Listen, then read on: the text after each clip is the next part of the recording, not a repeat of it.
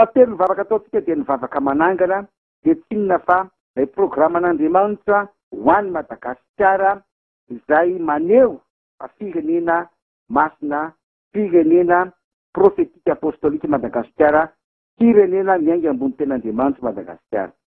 Noho izany manana tompo Madagasikara, misy tompony ny fokotaninao, misy tompony ny tanànanao, tahaka ny hoe misy tompony tenanao dia Jesosy ny tomponao. Ohatr'izany koa any Jesosy ny tanàna sy ny olona. Voalaza amin'ny Salamo fa 4:22 manao hoe any Jehova ny tany izay rehetra ho aminy izao rehetra izao sy ny mponina ho aminy. Noho izany dia misy tompony ny tanànanao, misy tompony ianao. Rehefa manao vavaka fanoloran-tena ianao fanamafisana ny fanolorana ny tenanao dia aza adino mivavaka manamafa any Jesosy ny fokotaninao, any Jesosy ny tokantranonao, any Jesosy ny firenetsika.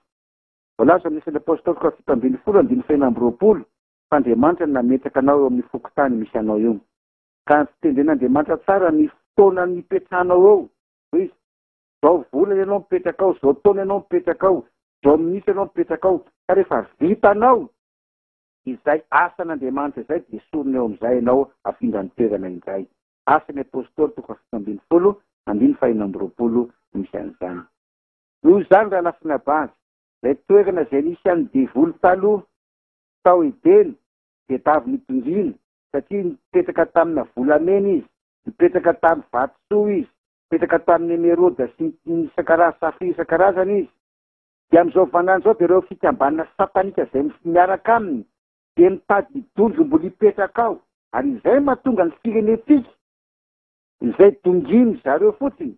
Noho izany tsy ometsika tantany ilay fikambanana satanika intsony ireo arena rehetra izay napetraka Andriamanitra eto Madagasikara, satria avoaka an'Andriamanitra ireo arena ireo amin'izao fotoana izao. Araka ny teniny ao amin'ny Romanina 9:7-20 manao hoe fa izao zavaboary rehetra izao dia samy maniry fatratra ka miandry ny fampisehoana ireo zanak'Andriamanitra. Rehefa mpahatonga ny volamena mivoaka eto amintsika, ny safira mivoaka dia mitady akan'ireo arena ireo fikambanana satanika. Tsy ometsika azy intsony ireo fa ho alaitsika zanak'Andriamanitra ireo mba ninona ho avadika ho fitaovana, ho avadika ho vola, toriana, antarana sy filazany tsara ny fanjakan'Andriamanitra, satria voasokatra anao hoe hotoriana amin'izao tontolo izao ty filazany tsara ny fanjakany ity vavolombelona ny firenena rehetra dia efa ho tonga ny farany.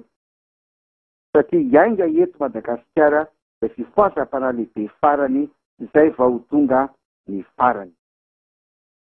Izany raha lasana bady izay alehantsika kristianina no alehan'ny firenena. Izay sainao no zava-misy ao amin'ny fokotaninao. Raha matahotra lava ianao ao atokantranonao dia zagaga fa hisy tahotra ao fokotany misy anao. Raha miady lavinareo mivady ao atokantrano, azagaga fa misy ady korotana ao amin'ny fokotany misy anao. Matory firenetsika tsy mbola mety milamina dia ntsika zanak'Andriamanitra izay mbola tsy mifankatia.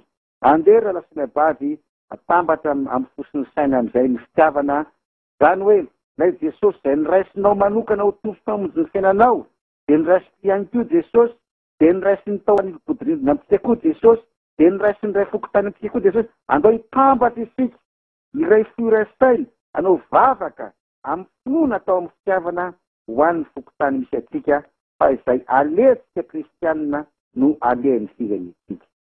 Mazava an'izany ary mitetikadiny Satana fa aka ireo zava-mahafinaritra rehetra araka ny fanambaratsika hatramin'izay amin'ny Apokalipsy 9:20 misy ny antsoina zava-mahafinaritra ny teny.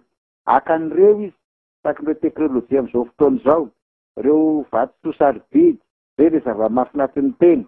Efa haitsika moa izy reny dia ao avadika ry zareo ho lasa zavatra mahafaty vatana sy ny saina ary ny fanahy ka atongavana any amin'ny farimy rehetra fisomy tsara. Fa ny planin'Andriamanitra kosa dia ireny zava-mahafinaritra rehetrarehetra ireny dia ho avadika ho zavatra mahavelona, zavatra mahasoa, mitondra aina araka ny voalaza ao amin'ny Jeremia 9:20 manao hoe fa izao Jehova dia manana hevitra hiverana anareo, hevitra hitondra fiadanana fa tsy loza mba hanome anareo ny fanantenana ny amin'ny farany.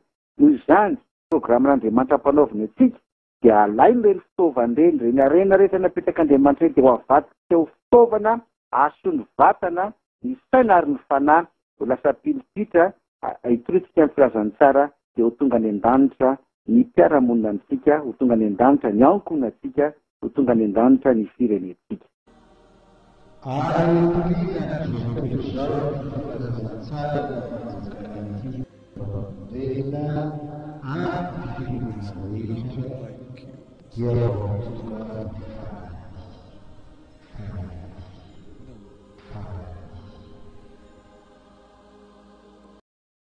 Noho izany raha lasana bady andeha tambatra ny fikaratsika mivavaka amin'ny fitiavana.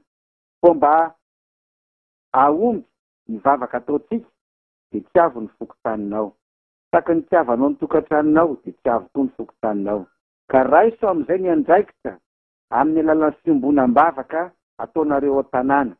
Ao zany ny vavaka fiarana amin'ny fony ho an'ny tanànatsika, fiarana amin'ny fony ho an'ny mponina, ny fiarana mandrava miasan'ny devoly eo an-tanàna amin'ny alalan'ny famafazana ny rano Jesosy, amin'ny alalan'ny fanirana ny anjely anao an'izany mitsika rehefa avy eo. Ary ny faharoa dia izao hoe vavaka manangana raha nasa eo amin'ny fiainanao andavanandro amin'ny alalan'ny famohanao tenim-pahefana. Rehefa maheno vaovao ianao dia ohatra hoe vaovao mampalahelo amin'ny gazety na mampatahotra amin'ny gazety, sao dia avoy ny tenim-pahefana satria izay ilay vavaka manangana. Atao ihany koa fananganana fanjakan'Andriamanitra amin'ny alalan'ny hira fiderana, satria Andriamanitra dia mipetraka eo ambony hira fiderana araka ny Salamy 2:27. Ary ny azonao reo atao ihany koa araka ny volazantsika tany aloha dia hoe atolory an'i Jesosy hatrany ny tanànatsika, amafisy tany Jesosy ny tanànanao, teneny foana isaky mivavaka ianao hoe efa manana tompo ny fokotaniko, noho izany tsy any devoly ny fokotaniko. Tanterao arazay vavaka anankitelo zay, fa ny firenentsika dia firenena voafidin'Andriamanitra, firenena masina, efa niviny Jesosy tamin'ny rany ny firenena malagasy araka ny voalaza amin'ny Petera 2:2.